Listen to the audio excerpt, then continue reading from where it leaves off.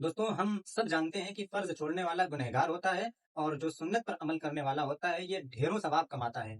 लेकिन इन दोनों यानी सुन्नत और फर्ज के दरमियान एक दर्जा और भी है जिसके बारे में हम में से अक्सर लोग कंफ्यूजन का शिकार रहते हैं।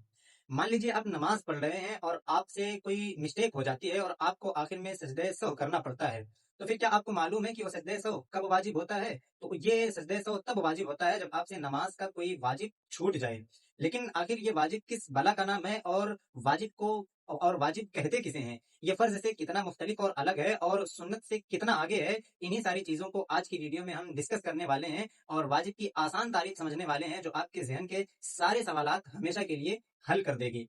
तो अरबी जुबान में वाजिब का मतलब है जरूरी या लाजिम, लेकिन शरीयत और इल्म फिकह की रोशनी में वाजिब किसे कहते हैं? तो उलमाए किराम और फुकाहाए इज़ाम ने वाजिब की इंतहाई आसान और खूबसूरत तारीफ बयान फरमाई है।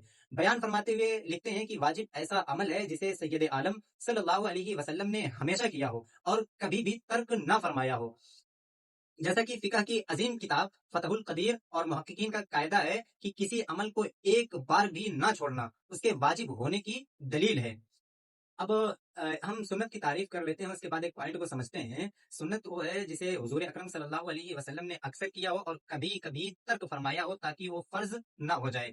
लेकिन वाजिब वो है साहब जिस पर आप सल्लल्लाहु अलैहि वसल्लम ने माज़बत फरमाई हो, यानी उसको हमेशा किया हो और उसे कभी भी ना छोड़ा हो। इसीलिए जो शरीयत में वाजिब का दर्जा है ये सुन्नत से बुलंद और फर्ज के बिल्कुल करीब है।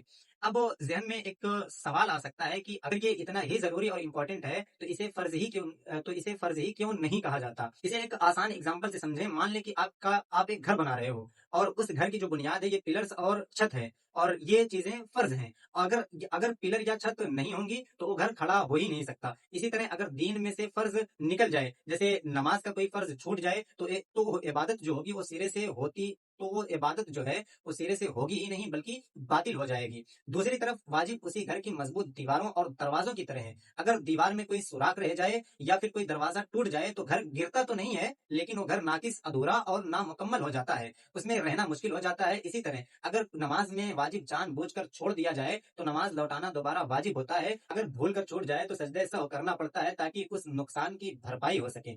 वाजिब के कुछ एग्जांपल्स मैं आपके सामने रखता हूँ, जैसे कि ईशा के बाद नमाज वित्र जो पढ़ी जाती है ये वाजिब है। ईद उल फित्र और ईद उल अजहा की जो नमाज हम पढ़ते हैं ये भी वाजिब है और ऐसे ही जो मालिक निसाब है उन पर जो सदका देना जरूरी होता है ये भी वाजिब है और ऐसे ही कुर्बानी करना जो हम लोग कुर्बानी करते हैं ये भी वाजिब है। अब कुछ लोग ये सोच रहे होंगे कि इस्लाम में फर्ज, वाजिब, सुन्नत, मुस्तहब इतनी सारी जो कैटेगरीज हैं ये आखिर क्यों कर हैं? तो सुने फिर, दरअसल इस्लाम का जो सिस्टम है उसकी सबसे बड़ी खूबसूरती और इंसानी नफ्सियात का शाहकार है। अल्लाह ताला ने फर्ज के गिर्द वाजिब की और वाजिब के गिर्द सुन्नत की एक सिक्योरिटी वाल बना दी है।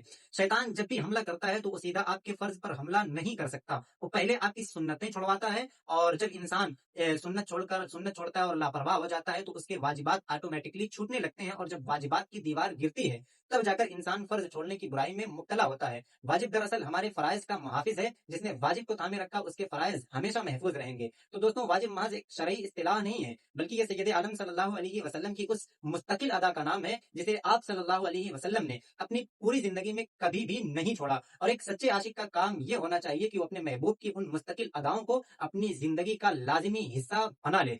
आज हमें अपना मुहासबा करने की जरूरत है कि क्या हम अपनी नमाजों के वाजिबात ठीक तरीके से अदा कर रहे हैं? क्या हम वित्र की नमाज को इतनी अहमियत देते हैं जितनी ऐशा के फराइज को?